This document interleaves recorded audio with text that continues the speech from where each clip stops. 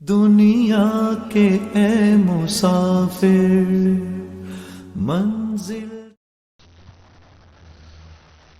السلام علیکم ورحمۃ اللہ وبرکاتہ.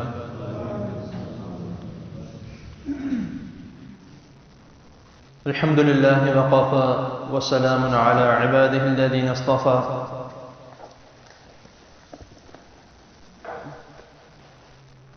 اما بعد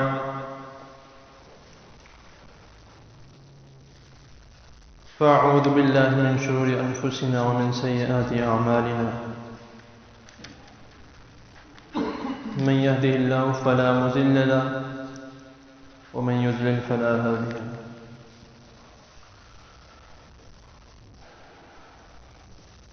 أعوذ بالله السميع العليم من الشيطان الرجيم من همزه ونفثه ونفخه.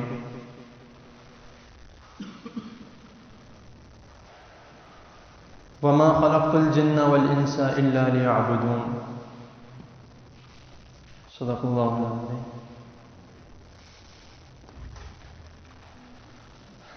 حضرات محترم، بات آگے بڑھانے سے پہلے میں شکریہ ادا کرنا چاہتا ہوں آپ کا کہ آپ نے مجھے یہاں پہ دیکھ کر خوشی کا اظہار کیا، اور میں شکریہ ادا کرنا چاہوں گا اپنے استاد محترم محمد مصطفیٰ چچا صاحب کا کہ وہ مجھے یہاں آپ کے پاس لے کے آئے کہ میں چند الفاظ آپ کے سامنے بیان کروں. تو جو انہوں نے میرے بارے میں کہا ہے، میں اتنی تعریف کے لائق نہیں تھا. سب سے زیادہ تعریف کے لائق اللہ تعالیٰ ہے. لیکن جو انہوں نے کہا ہے میں ان کا بڑاپن سمجھتا ہوں کہ انہوں نے اللہ تعالیٰ نے کچھ نہ کچھ ان کے دل میں میرے بارے میں ڈالا ہوگا تو انہوں نے یہ کچھ بولا.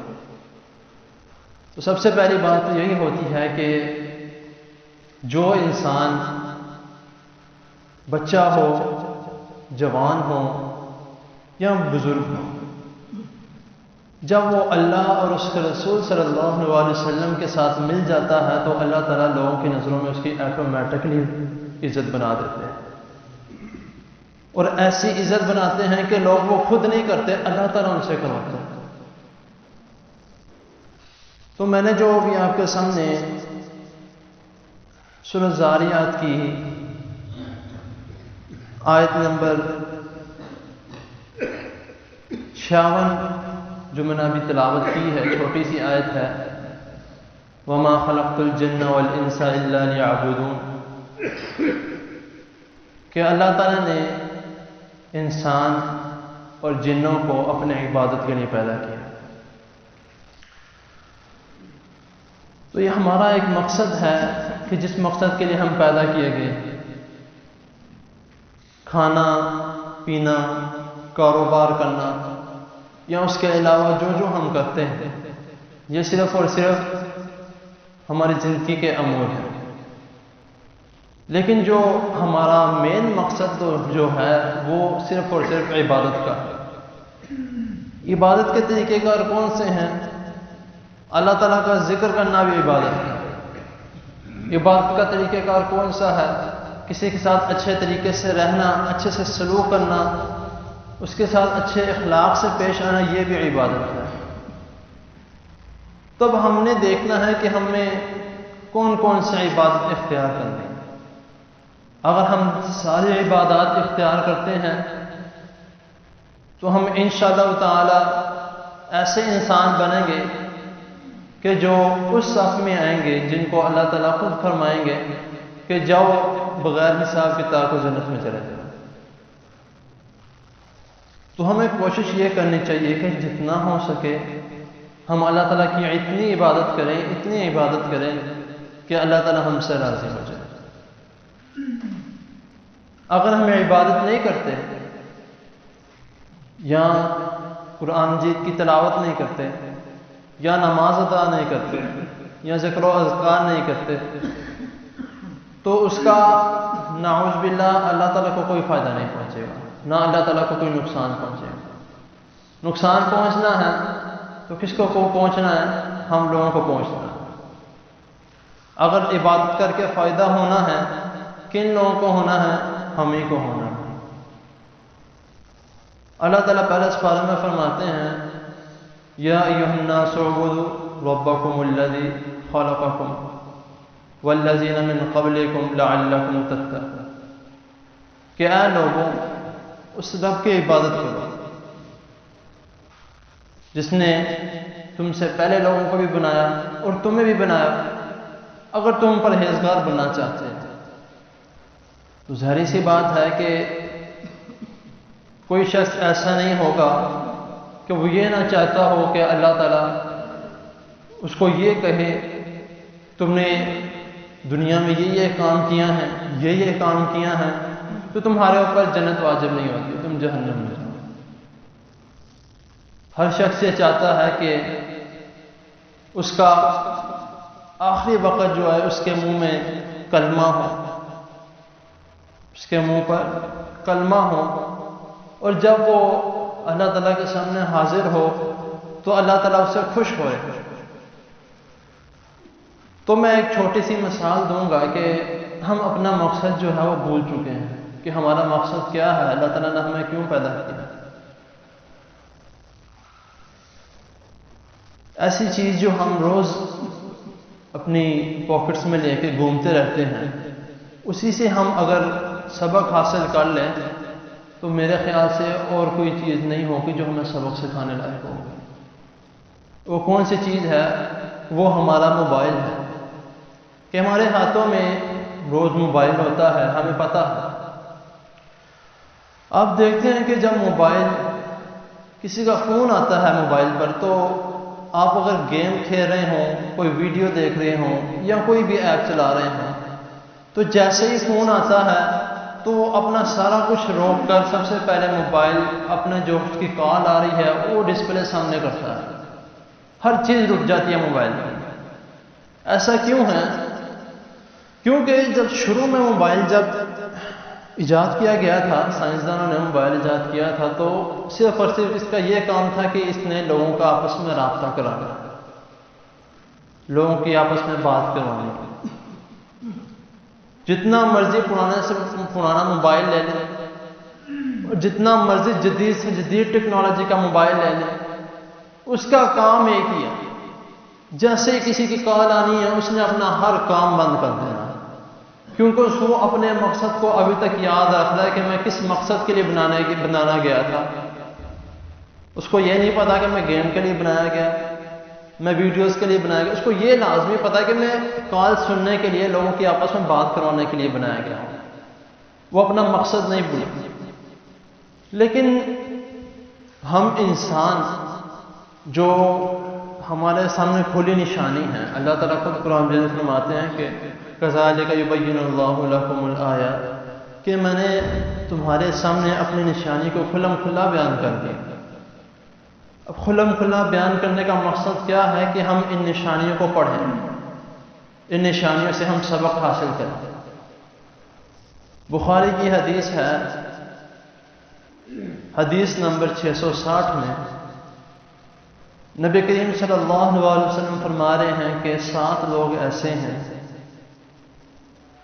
قیامت والے دن جن کو جس دن کوئی سایہ نہیں ہوگا، اللہ تعالیٰ ان کو اپنے عرش کا سایہ نصیب کریں گے۔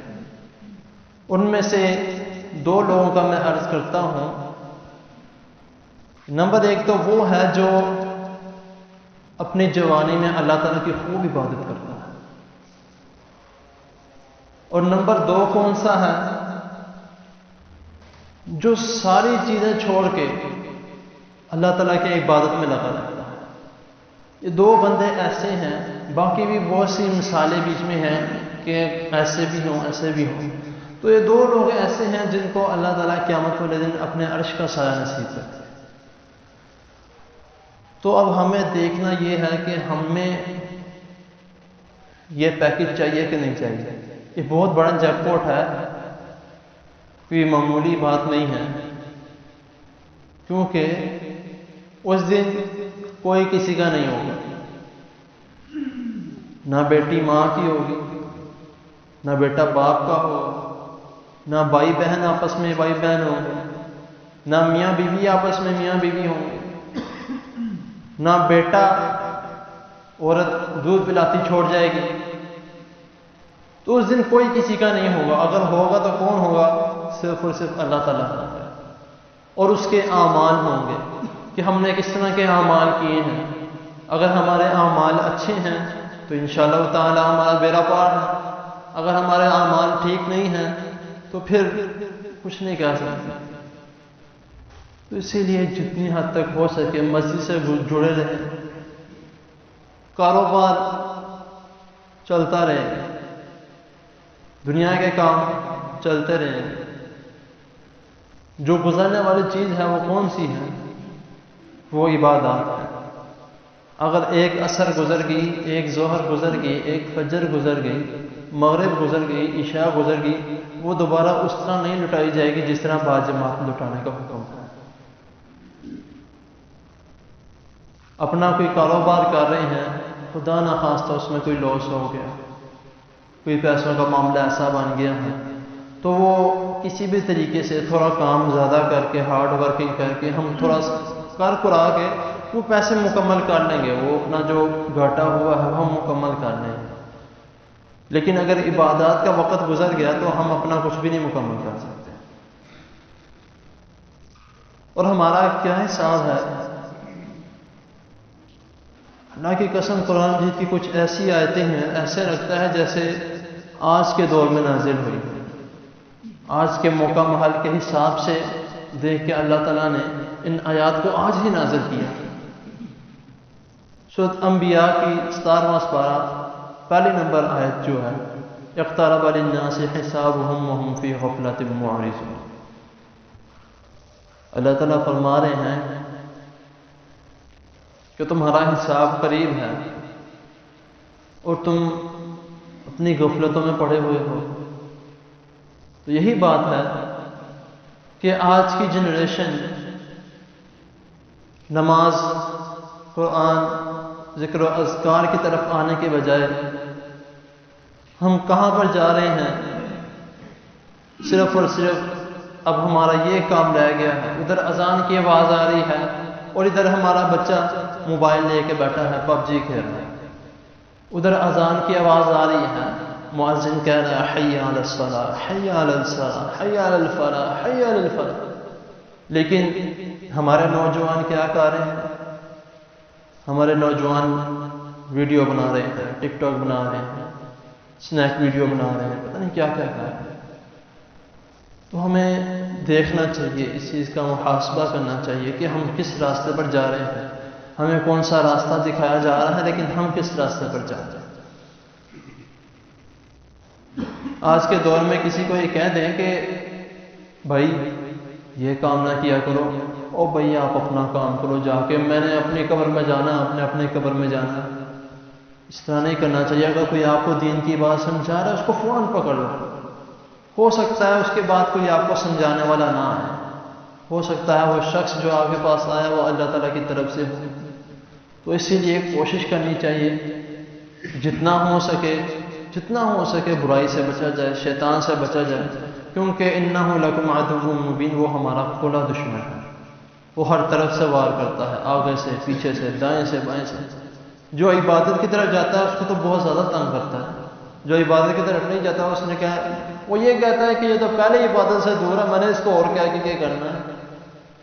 تو اسی لیے کوشش یہ کی جائے کہ اگر ہم اللہ تعالیٰ کی طرف ہیں، اللہ تعالیٰ کی طرف ہمارا رجحان ہے، ہم قرآن مجید کی تلاوت کرتے ہیں، ترجمہ کلاس پڑھتے ہیں، یا کچھ بھی کرتے ہیں، عبادت کرتے ہیں اچھے طریقے سے، تو زیادہ سے زیادہ کثرت کے ساتھ استغفار کیا جائے، کثرت کے ساتھ شیطان سے پناہ مانگی جائے، کیونکہ شیطان ایسے انسان کو سب سے زیادہ ورگلاتا ہے، ایسے انسان کو سب سے زیادہ تنگ کرتا ہے جو عبادت کی طرف بہت زیادہ ہوتا ہے۔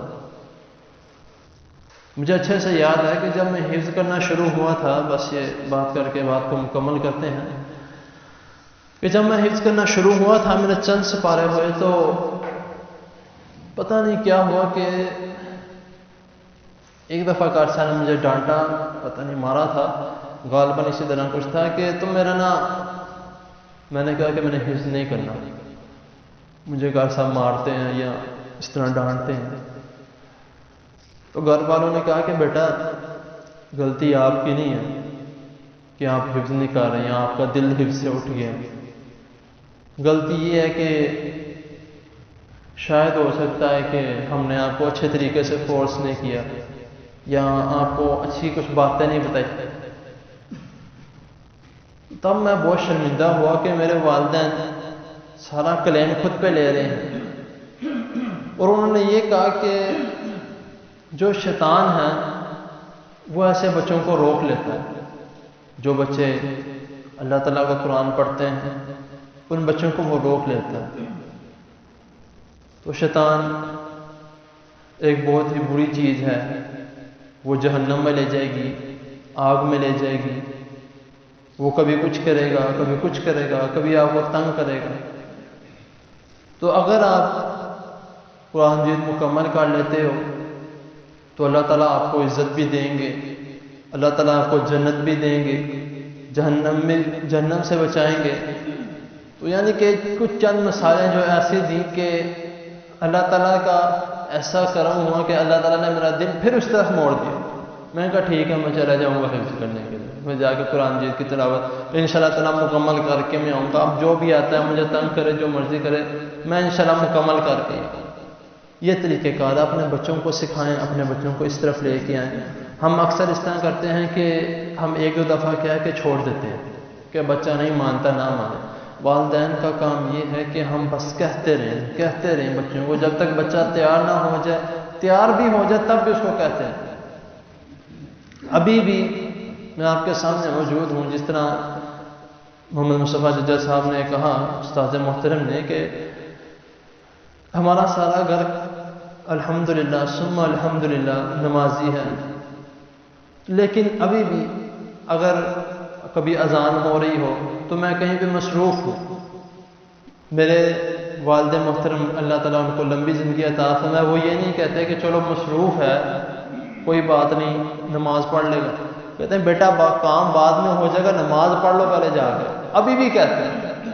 تو کوشش یہ ہماری بھی یہی ہونی چاہیے کہ ہم بھی اسی طرح اپنے بچوں کو کہتے رہیں، دین کی طرف ان کو لے کر آئیں۔ ابھی کل رات کو جب میں درس دے کے فارغ ہوا، میرے پاس ایک بھائی آیا، وہ آگے کہتا ہے کہ نا حافظ صاحب آپ کا جو دوست ہے اس کو بھی ذرا نا دین کی طرف لے کر آئیں، وہ نا دین سے بھاگتا ہے۔ میں نے کہا انشاءاللہ تعالیٰ اگر اس کی توفیق اللہ تعالیٰ نے اس کو دی ہوئی تو وہ لازمی آئے گا، آپ بھی آیا کریں نماز پڑھنے، وہ آپ کو دیکھ کے آئے گا۔ تو جو ہمارے والدین ہوتے ہیں وہ رول ماڈل ہوتے ہیں اپنے بچوں کے، جو ہم کریں گے وہی وہ کریں گے۔ تو اللہ تعالیٰ کی حضور دعا ہے اللہ تعالیٰ ہمیں صحیح دین کو سمجھنے کی اور اس پر عمل کرنے کی توفیق عطا فرمائے، اور ہمیں قرآن کے ساتھ، اللہ تعالیٰ کے ساتھ اور اللہ کے رسول صلی اللہ علیہ وسلم کے ساتھ جڑے رہنے کی توفیق عطا فرمائے۔ وآخر دعوانا الحمدللہ رب العالمین۔ جزاکم اللہ خیر، حسن الجزاء۔